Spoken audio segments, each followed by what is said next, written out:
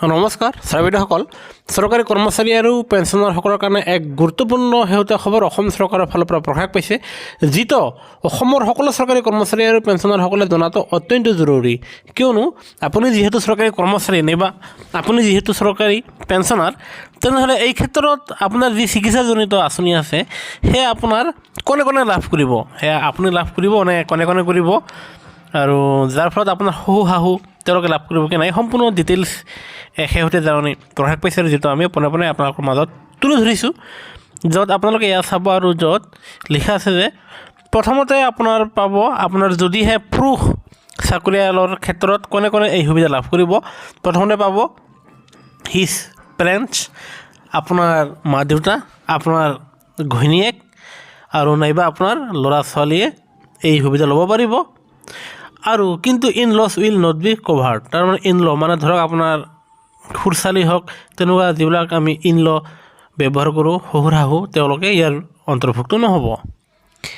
এতিয়া আমি ক'বলৈ ওলাইছোঁ যে মহিলা এমপ্লয়ীৰ ক্ষেত্ৰত কি হ'ব সেই মহিলা কৰ্মচাৰীজনৰ তেখেতৰ মা দেউতাকে এই সুবিধা ল'ব পাৰিব তেখেতৰ হাজবেণ্ডে ল'ব পাৰিব ল'ৰা ছোৱালীসকলে ল'ব পাৰিব কিন্তু বাকী ইন লছ বাকী শহুৰ শাহুসকলে ল'ব নোৱাৰিব তাৰমানে কৰ্মচাৰীজনৰ মহিলা হওক বা পুৰুষে হওক তেওঁলোকৰ নিজৰ নিজৰ মা দেউতা আৰু ল'ৰা ছোৱালী আৰু হাজবেণ্ড বা ৱাইফে এই সুবিধা পাব আনহাতে পেঞ্চনাৰসকলৰ ক্ষেত্ৰত এয়া চাব অনলি দিয়াৰ স্পাউচেছ এট CGHS ৰুলছ তাৰমানে পেঞ্চনাৰজন আৰু তেওঁৰ ঘৈণীয়েক কেৱল এই দুজন ব্যক্তিয়ে এই সুবিধা লাভ কৰিব মানে পেঞ্চনাৰসকলৰ ল'ৰা ছোৱালীয়ে এই আপোনাৰ বিনামূলীয়া চিকিৎসাৰ আঁচনিৰ সুবিধাখন গ্ৰহণ কৰিব নোৱাৰিব আৰু লগতে জনা গৈছে যে এই ক্ষেত্ৰত ডকুমেণ্ট আপোনাৰ কি কি দিব লাগিব আৰু কি কৰিব লাগিব process of registration in the MMLSY portal তাৰমানে মুখ্যমন্ত্ৰীৰ লোকসেৱা যোজনাত আপোনালোকে আবেদন কৰিব লাগিব আৰু এই ক্ষেত্ৰত আপোনালোকে কি কৰিব পাৰে employees can do self registration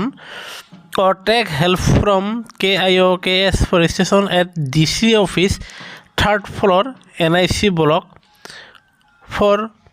beneficiaries including dependent তাৰমানে আপোনালোকে এয়া DC office 3rd floor NIC ব্লকত গৈ আপোনালোকে নিজে তাত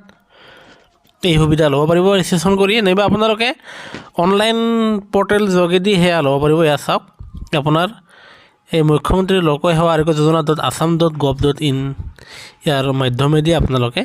লগ ইন কৰিব লাগিব আনহাতে আপোনালোকে নাইবা নিজে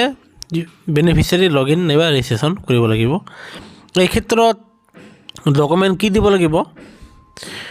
ফৰ অফিচেছ আপোনালোকে দিব লাগিব আধাৰ কাৰ্ড এমপ্লয়মেণ্ট কাৰ্ড নাইবা ID প্ৰুফ চেল্ফ ফটো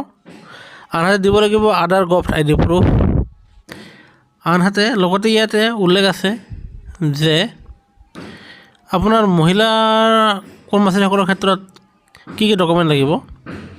সেয়া হ'ল আপোনাৰ upload Aadhaar card upload relationship proof upload self photo ল'ৰা ছোৱালীৰ ক্ষেত্ৰত লাগিব upload self photo upload gov ID proof upload relationship proof মা দেউতাসকলৰ কাৰণে লাগিব upload self photo upload gov ID photo upload relationship proof আৰু পেঞ্চনাৰসকলৰ কাৰণে লাগিব PPO order copy Aadhaar card আৰু সেল্ফ ফটো আনহাতে পেঞ্চনাৰসকলৰ কাৰণে আপোনাৰ আধাৰ কাৰ্ড ৰিলেশ্যনশ্বিপ প্ৰুফ আৰু সেল্ফ ফটো আৰু PPO লাগিব আৰু যাৰ ফলত আপোনাৰ ইয়াতে উল্লেখ আছে যে আপোনালোকে এই সুবিধা ল'ব পাৰিব আৰু আপোনালোকে এয়া 90 দিনৰ ভিতৰত সেয়া ক্লেইম কৰা টকাখিনি আপোনালোকৰ একাউণ্টত সোমাই দিয়া হ'ব আৰু এই ক্ষেত্ৰত আপোনালোকৰ পৰা আপোনাৰ টকা কৰ্তন কৰা হ'ব আপুনি যদি প্ৰথম বৰ্গৰ চাকৰিয়াল হয় গ্ৰেড 1 তেনেহ'লে 500 টকাকৈ কৰ্তন কৰা হ'ব দ্বিতীয় বৰ্গৰ কৰ্মচাৰীসকলৰ ক্ষেত্ৰত আপোনাৰ 325 টকাকৈ কৰ্তন কৰা হ'ব আনহাতে আপুনি যদি সেই তৃতীয় বৰ্গৰ কৰ্মচাৰী হয় তেনেহ'লে আপোনালোকৰ পৰা 225 টকা কৰ্তন কৰি ৰখা হ'ব আনহাতে চতুৰ্থ বৰ্গৰ কৰ্মচাৰীসকলৰ ক্ষেত্ৰত 125 টকাকৈ আপোনালোকৰ টকা কৰ্তন কৰি ৰখা হ'ব আৰু এয়া আপোনাৰ নৱেম্বৰ মাহৰ পৰা কৰ্তন কৰা কথা আছিলে কিন্তু বিভাগে আন এক জাননী যোগে জনাইছে যে আপোনাৰ এই ৰানিং মাহ মানে জানুৱাৰী মাহৰ পৰাহে আপোনালোকৰ পৰা টকা কৰ্তন কৰা হ'ব। আৰু এই কৰ্তন কৰাৰ ক্ষেত্ৰত এক শেহতীয়া ইয়াত লিখা আছে, য'ত চাব the monthly contribution will be deducted from salary from the next month. এইটো যিটো নৱেম্বৰ লিখা আছিলে, এয়া নৱেম্বৰৰ পৰা নহয়, জনাই গৈছে যে আপোনাৰ জানুৱাৰী মাহৰ পৰা সেয়া আপোনাৰ বেংকৰ একাউণ্টৰ পৰা কাটিব, নাইবা officials employees pensioners who want to avail the benefit of the Mukhyamantri Lok Seva Arogya Yojana requested to give his or consent in written to the DDO for monthly deduction from their pay and further they may proceed for the self registration process. নাইবা কৰ্মচাৰী আৰু পেঞ্চনাৰসকলে তেওঁলোকে লিখিতভাৱে আপোনাৰ DDOৰ ওচৰত দিব লাগিব। DDO মানে আপোনাৰ মুৰব্বীৰ আপোনাৰ হেড মুৰব্বী বিভাগলৈ, যাৰ ফলত আপোনাৰ মাহেকত আপোনাৰ পৰা সেয়া কৰ্তন কৰি ৰখা হ'ব আৰু আপোনালোকে এই সুবিধা ল'ব পাৰিব। আনহাতে 3 নম্বৰ আনন্দা দিছে, ইন কেছ অফ পেঞ্চনাৰৰ ক্ষেত্ৰত দে কেন ৰেজিষ্টাৰ উইথ দিয়াৰ PPO নাম্বাৰ। তেওঁলোকে PPO নাম্বাৰ দি তেওঁলোকে ৰেজিষ্ট্ৰেশ্যন কৰিব লাগিব। দিয়াৰ last grade at the time of, এইটো কিবা লিখিছে, এইটো আমি ইমান এটা ধৰিব পৰা নাই। আপোনালোকে এই যদি 3 নম্বৰ পইণ্টটো গম পাইছে তেনেহ'লে সেয়া আমাক নিশ্চয় কমেণ্ট ছেকশ্যনত বুজাই দিব। আৰু যদিহে আপোনালোকক কিবা সহায়ৰ দৰকাৰ হয়, টল ফ্ৰী নাম্বাৰ এটা দিছে আৰু তাত আপোনালোকে ফোন যোগে সুধিব পাৰে 1800-309-3945। আনহাতে আপোনাৰ চৰকাৰে এই আছা গভৰ্ণমেণ্ট অফ আছাম,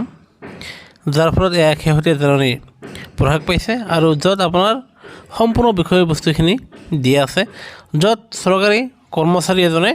তেখেতৰ মা দেউতা, ঘৈণীয়েক আৰু ল'ৰা ছোৱালীসকলে, আনহাতে পেঞ্চনাৰৰ ক্ষেত্ৰত পেঞ্চনাৰৰ ঘৈণীয়েকে আপোনাৰ তেওঁলোকে এই সুবিধা ল'ব পাৰিব। তেওঁলোকে আপোনাৰ যিকোনো মুহূৰ্তত যিকোনো হস্পিটেলতে তেওঁলোকে এই সুবিধা ল'ব পাৰিব। আনহাতে তেওঁলোকে সেয়া 90 দিনৰ ভিতৰতহে আপোনাৰ ক্লেইম কৰিব লাগিব আৰু ক্লেইম কৰাৰ পিছত আপোনালোকে সেই সুবিধা লাভ কৰিব পাৰিব। আৰু য'ত আপোনাৰ ইয়াতে উল্লেখ আছে যে আপোনালোকে সেয়া আগতীয়াকৈ আপোনালোকৰ চিকিৎসাজনিত যি টকা সেয়া আপোনাৰ যিখন হস্পিটেলত চিকিৎসা কৰাব তাত আপোনাৰ দি দিয়া হ'ব। আৰু এই ক্ষেত্ৰত যিহেতু টকাটো আপোনাৰ ডাইৰেক্ট ট্ৰেন্সফাৰ কৰি দিয়া হ'ব,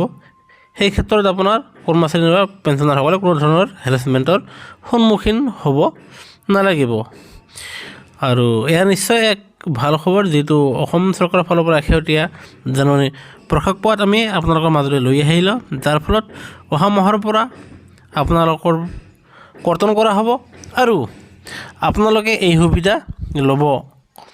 পাৰিব। সেয়েহে ভিডিঅ'টোৰ পৰা যদিহে নিশ্চয় কিবা এটা জানিবলৈ সক্ষম হৈছে তেনেহ'লে নিশ্চয় লাইক এটা দিব। আনহাতে আমাৰ চেনেলটো যদি এতিয়া ছাবস্ক্ৰাইব কৰা নাই তেনেহ'লে